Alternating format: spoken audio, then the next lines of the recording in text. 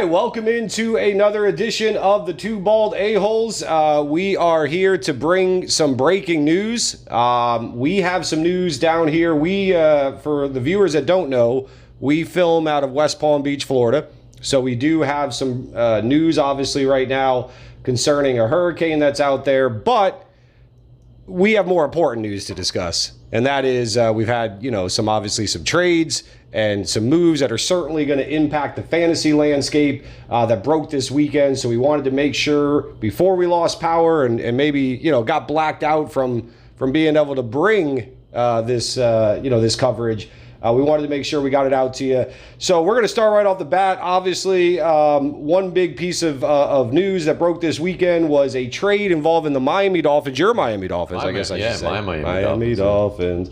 And that is the trade of Laremy Tunsil and Kenny Stills sent to the Texans. Texas sends a bunch of draft picks back. Yeah, it doesn't really matter what it was, but obviously for fantasy purposes, what matters is the Tunsil and Stills going to Houston. This, of course, gives Deshaun Watson another weapon in Kenny Stills as a wide receiver, and also, of course, gives that offensive line a big boost, which. Of course, for Deshaun and the way he was sacked last year, I mean, shoring up that offensive line is not only going to help him, but, of course, also the running game. So just obviously thoughts on the trade. What does it do? What do you feel it does for Houston in general and in the skill positions? Well, let's start with Miami. What it does for Miami is it takes I thought we were just going to skip that. Offense and makes it absolutely unstartable. There's nobody on that offense, including Drake, including Balaj, nobody. I can't say that I would want anybody on that team on my bench. I mean, literally, Tunsil was the only offensive lineman you could rely on. So now the Miami Dolphins are a wasteland. They're playing for the future. They are literally trying to get the Clemson quarterback. Right. They are literally throwing in everything. They're tanking worse than I've ever seen. It was all suck for luck. This is worse. I mean, they have nobody. So anyway, if you have a Miami Dolphin, try to trade him. Maybe somebody likes Drake or Balaj or something. Going to the Texans, great news for Watson, great news for Duke Johnson, but then Carlos Hyde got traded there. That's another piece of the Texan puzzle. Carlos Hyde is going to be the big back. I mean, he has to be if he stays healthy. Duke Johnson is a guy, I don't know if they're convinced they want him between the tackles all three downs. So I think it's not great news for Duke. But the Tunsil news kind of offsets the Hyde news a little bit. So great news for the offensive line, Watson. Kenny Stills is bad news for Kute and maybe even for Fuller. Kenny Stills has never had a quarterback. And he's been, he had a quarterback in New Orleans. Right, with Drew Brees. But I mean, ever since he's been in Miami the last few years, he hasn't had a quarterback. So now he has a great quarterback with a big arm who can make time with his legs and let Stills get deep. So I think it's good news for Stills, good news for Watson, and probably, Hopkins doesn't need any good news, but anybody that could take a little attention off him, absolutely, especially deep with the safeties and all that. So overall, it's a great news if you're a Texans fan, and obviously great news for Watson and Duke Johnson. Out of curiosity, where did you have Watson before this news? Did you have him as the second quarterback, or where did you have him? Oh, without a doubt, he's the second in my opinion. Okay, so you had him as the second, and this just helps cement him there. Absolutely, because now that concern of the offensive line, which is the one thing that you could say, I'm worried about Watson because of the offensive line, and because Kute and Fuller are always being hurt, and now there's only Hopkins. Well, now you got Stills. So it's just great news for Watson. Right. Great news. Absolutely. It was a good weekend if you're DeAndre Hopkins. Yeah. Would you say Duke Johnson's great news for Watson? That trade helped him out, gave him a nice, because Lamar Miller was okay in the passing game, but Duke Johnson's amazing. He's one of the best. Yeah, I would venture to say that potentially, right. I mean, would you agree that Duke and Hyde is better than Lamar Miller? Yes. 100%. Lamar Miller was so pedestrian. He was so mediocre. Right. I mean, vanilla. Nobody wanted to take him every year. It was like, I'll take Lamar Miller. He's still there in the 5th, 6th. Do you think that Houston tries to make Hyde a three? Because he has been that was his MO, so to say. I mean, he was never, he's just the Thunder. He's just the bruiser. Mm-hmm. The reason why a lot of times we got hyped on Carlos Hyde and continue to believe in him is because his skill set is that of a 3-down back. So do you think this maybe leads to Duke, being put into the third down role, or do you see?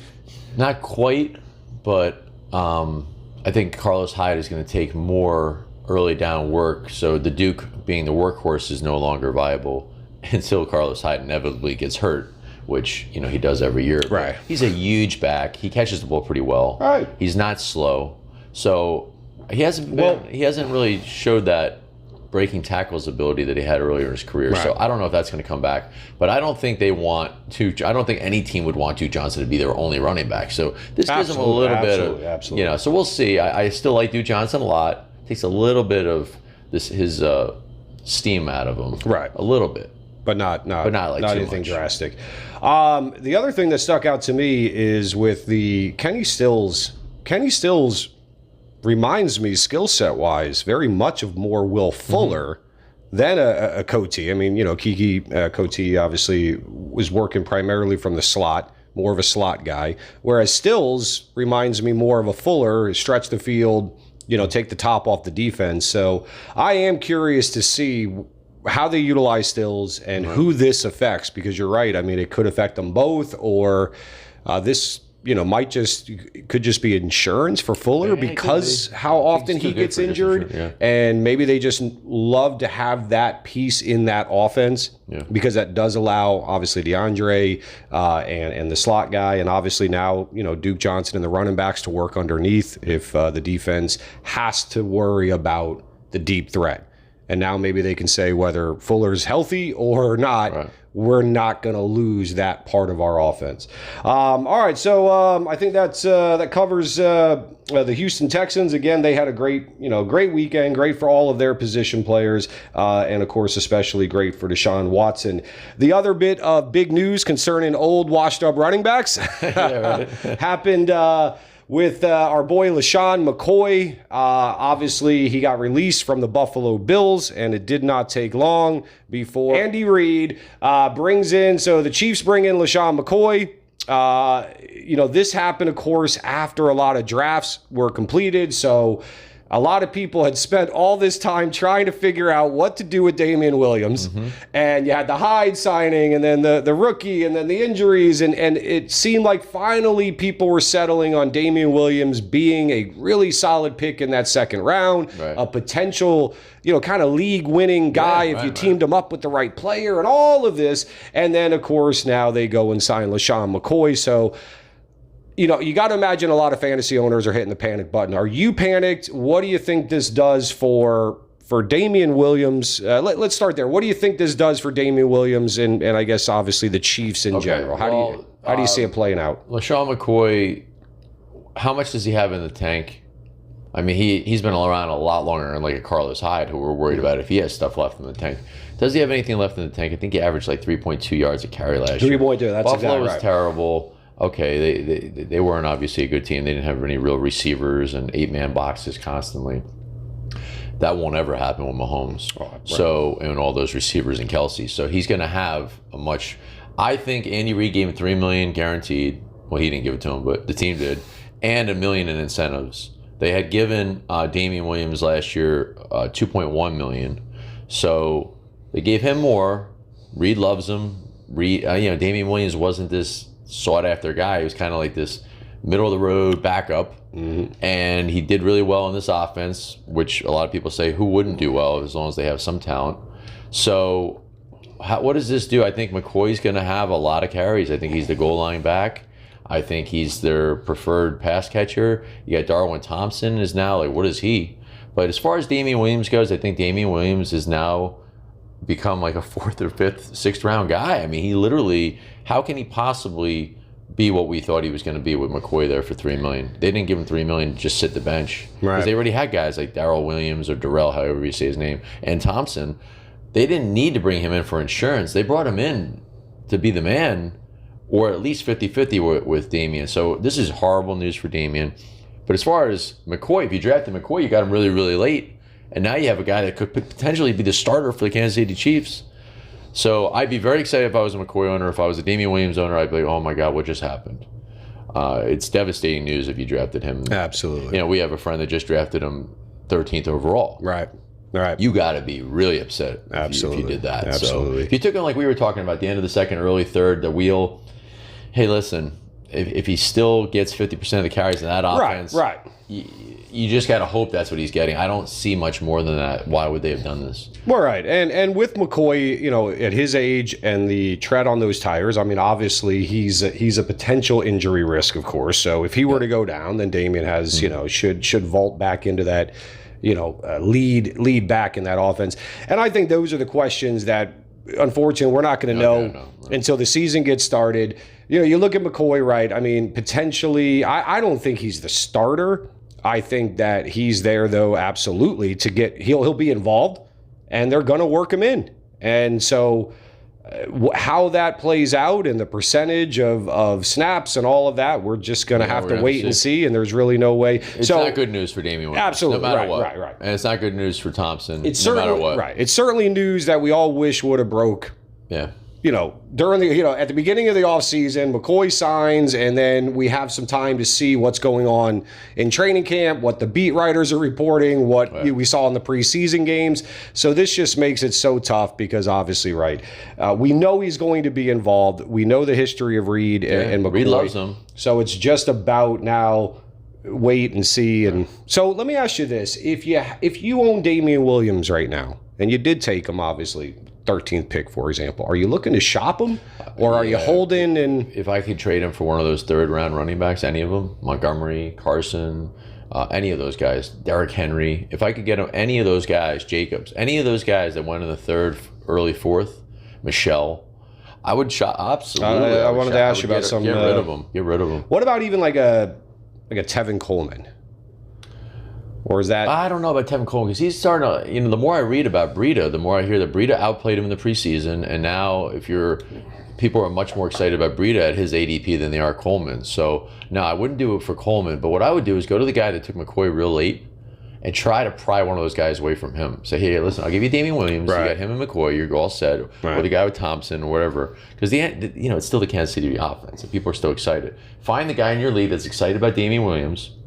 Chiefs fan, if you could find a Chiefs fan, and trade him and try to get one of those more secure rookies with upside, or the veterans like Carson, Michelle, or Derrick Henry. That's what I would do. All right. So I wouldn't want the risk. Why do you third, fourth round type guys, running back wise, is where you would be potentially looking to make that upside, and they have a high floor, and you just don't want anything to do with Damien Williams now. They gave $3 million, probably closer to 4 to Shady. You don't do that at the last moment unless you're really, really excited about getting that guy on your team. Absolutely.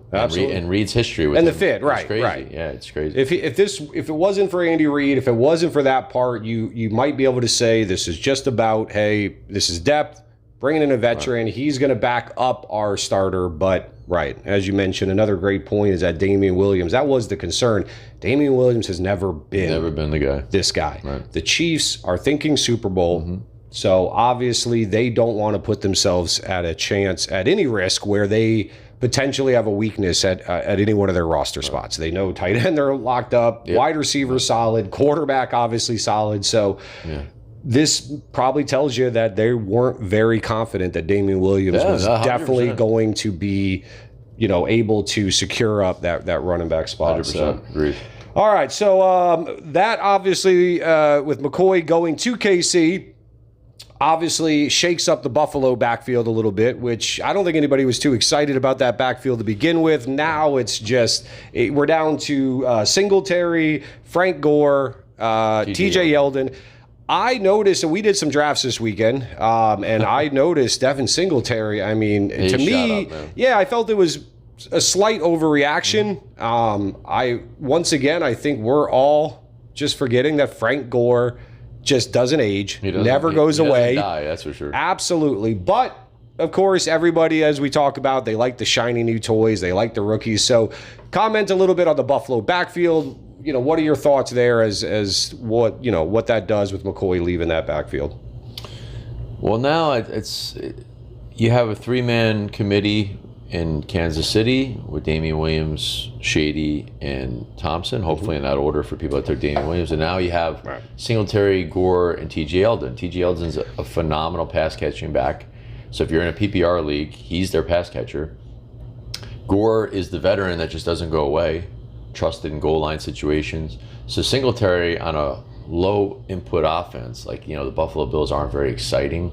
So I think Singletary, if you're in a keeper league, dynasty league, he's pretty exciting. Next year he should be the man. They should be a little bit better. But this year, I don't know. I mean, a committee in Buffalo, committee in Kansas City when they score 40 points a game, you can put up with that. Right. There's enough to go around, but Absolutely. not here.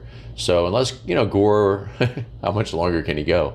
I mean, the guy's so old for a running back. He's got so many miles on his tires.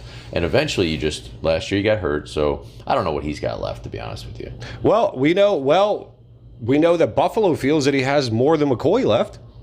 I mean, because if obviously they were worried that Gore's done and doesn't have anything left, I don't see them getting rid of McCoy if they wanted a solid veteran presence. So, but Frank Gore, we know, is always going to be Frank Gore. But the problem is, like we saw last year with the Dolphins, is that if he's just the fact that he's there and he's going to be involved, it means that there will be limited work for the other guy, or not enough work to make those guys potentially, fantasy relevant enough to. I mean, I think we saw guys taking Singletary as their RB2 or RB3. To me, I just think that's over the weekend. That's a bit risky to just assume that with those other two guys there. You said it perfectly. It's an overreaction. Fantasy football is always about overreacting. Damien Williams is now useless. That would probably be an overreaction, but Damien Williams lost value. Oh, absolutely. Is a fact. Right. As far as Singletary is all of a sudden worthy of being RB2 or a locked-in flex is maybe another overreaction. We don't know. They just announced they don't expect him to be getting starter workloads. Right. So I don't know. I mean, we'll see. That's all beat writers. But as far as I'm concerned, if you took Singletary really late and you have a lot of running back depth, shop him. If you don't if you need a receiver, hey, somebody will probably be really excited and you could sell high on him. And if he turns out to be good and you have 3 running backs, what do you care? So just try to address a need is what I would do if you're really weak at quarterback, tight end, receiver, or something. Yeah, I like that. I like the selling high on Singletary right sell now. High before everybody realizes what a bum he is. All right, so some other news that broke and then didn't break, and then the ongoing saga of Ezekiel Elliott and the Dallas Cowboys contract talks. I think it was Friday. News broke. Both sides want to get a deal done this weekend. Then the news came out that they're not even close, or they're not close. And then news came out, nope, it's all about wrapped. It's pretty much wrapped up, and it's a done deal. And then back to they're not even close. And so, Cabo and right. And they can't agree on guarantees and all that. Yeah. So obviously, look, if you're a Zeke owner and you took Zeke, you're nothing's really changed. I mean, you're sitting back today. It's Labor Day. I don't think anything's going to break. We're filming this on Labor Day, and the hurricane's about to hit us. So we're going to try to get this out before the power goes out. So obviously, look, I mean, Wednesday was the big key day because if they sign, he reported to practice on Wednesday. There's a chance that they may have, tried to involve him a little bit week 1. So tomorrow's a big day. But, I mean, there's really nothing. I don't know if there's anything we can talk about other than...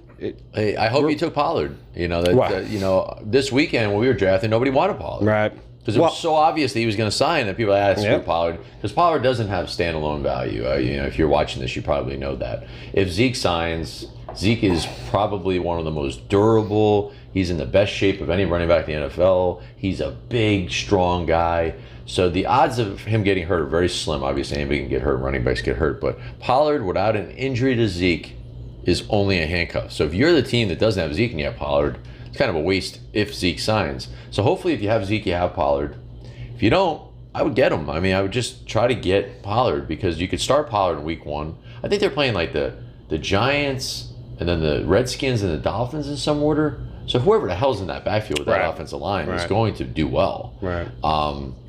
It's a tough time, and I'm one of those owners who has Zeke and didn't get Pollard, and so you didn't get Pollard the other day? No, I think the challenge is that whoever's holding Pollard in your league right now is thinking that he may have this really valuable piece for how well. I mean, look, right now potentially where this could still go is Zeke Zeke sits out the first 6 weeks and doesn't come back until he has to qualify for a full season. I mean, that is still, and don't forget that was Jerry Jones's kind of posturing was, we need Zeke for the dog days of summer. We need Zeke for the playoffs. And essentially, that was him, I think, kind of saying, look, Zeke, go ahead and hold out, but I know that you're going to come back when you have to in order to qualify for this season. These first few games are horrible anyway. We're going to win those with anybody. Right. So, right.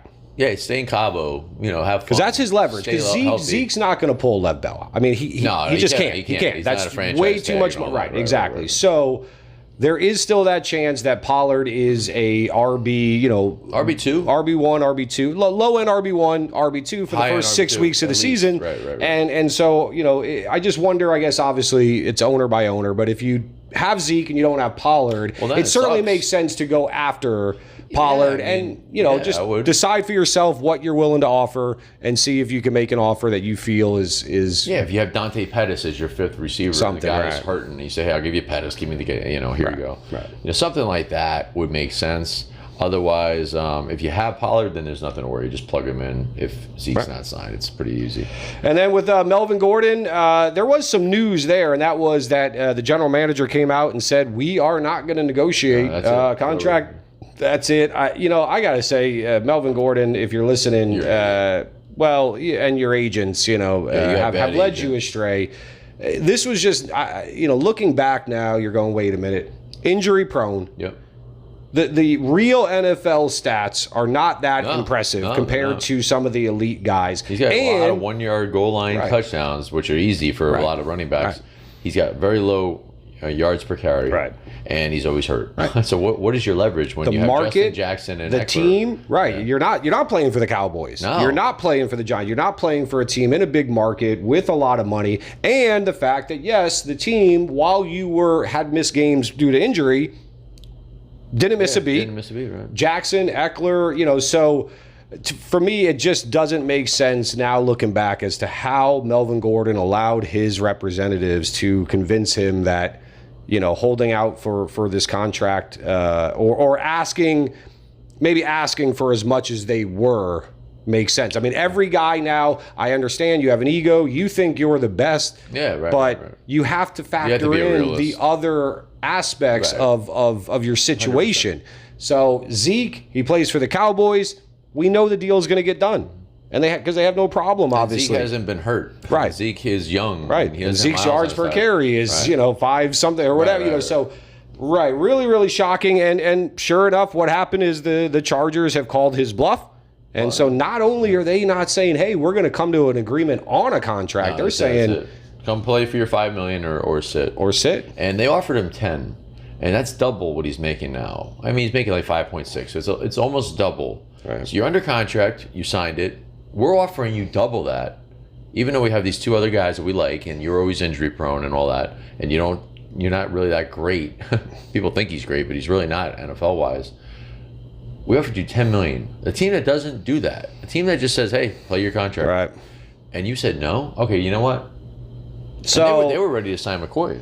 Yeah, no, and that was the news that I think a lot of people were anticipating when McCoy got released from Buffalo. But all right, so from a fantasy perspective, of course, the big part of that is that they did grant him the ability to seek a trade. So we're gonna have to wait and see. Yeah, right. Potentially, Melvin Gordon could end up playing for a different team. It's easy to speculate that there are teams out there that you feel he'd be a good fit for, but. That's not really our job to do. So we'll sit back. We'll wait and see what happens with that. I think more importantly right now is that clearly I would say that this gives a boost to both Austin Eckler and Justin Jackson. Some people believe that that's going to be essentially about a 50-50 split, maybe 60-40.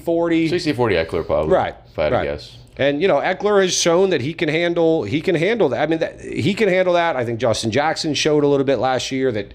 So, I think it bumps up Eckler a little bit, and Justin Jackson. Well, I guess what flex kind of. Personally, I like Justin Jackson more if I'm a GM or the coach of the Chargers. He's my banger, and then I bring in Eckler as my Duke Johnson. I don't understand why Eckler would start when he's so much smaller. And Justin Jackson looked good last year. So I don't know. I mean, I wouldn't be surprised if it turns into more of Jackson early down, goal line, Eckler more third down when they're from behind. Because I think when Jackson's in the backfield, it's more of a dual threat than I don't know. I just don't. Well, feel that's like, I'm not convinced Eckler's a between the tackles running back.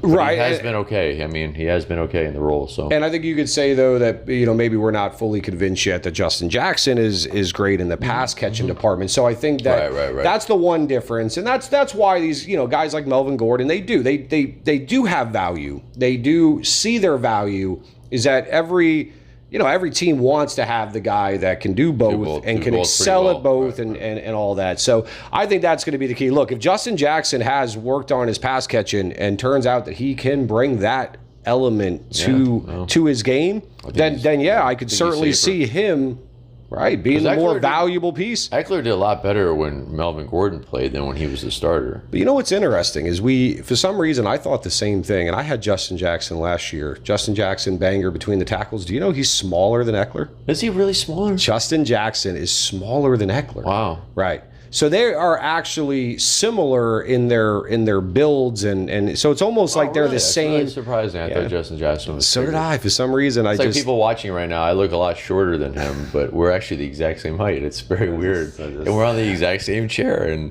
he's saying it's a posture thing. I'm saying because I have long legs and he has a longer torso. So we'll see. It's all about posture. All right, so that's basically the news of that. Yeah, I think that's it, right? I mean, as always, we want to hear your guys' thoughts and opinions on these trades and moves from the weekend.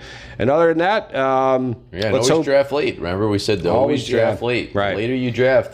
We drafted in a league last night. We're supposed to be Wednesday night, but because of the hurricane, we moved it to Sunday night. But our Wednesday night, I'm going to tell you right now, if you're in a league, tell everybody to do a Wednesday night before the Thursday game. Everything's decided by then for the most part. I mean, obviously the Zeke and the Melvin Gordon, aside. You would know about Damien Williams and McCoy. You would know about Singletary. You would know about Kenny Stills and all this stuff that happened with the Dolphins. But now you're like, oh my God, I took Damien Williams. Well, if you did your draft on Tuesday, Wednesday night, that would be a non-issue. Absolutely. So do it late. Tell your commissioner, Wednesday night, 8 o'clock, you're done by 11. Do it as late as possible. Absolutely. All right. Well, hope you enjoyed the show, and we're going to try to stay safe during the storm, and we will see you guys as soon as we possibly can be back out. Hopefully we'll see you again.